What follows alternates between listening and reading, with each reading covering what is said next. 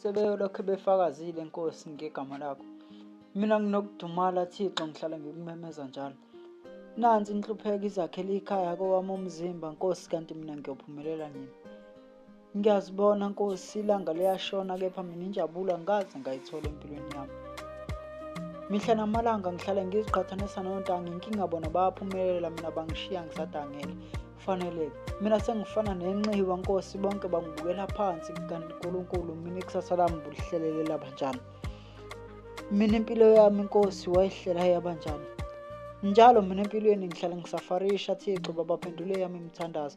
Inhlupheko isiziyazakhela ikhaya kowami umzimba, hayi Thixo angisafuni nami manje. Kunzima emhlabeni, nami kade ngangifisa ukuphumelela. Ukuya phambili-ke nami yinto engangifisa ekukhuleni kwami. Mina impumelelo sengiyazi njengomlando kamufi.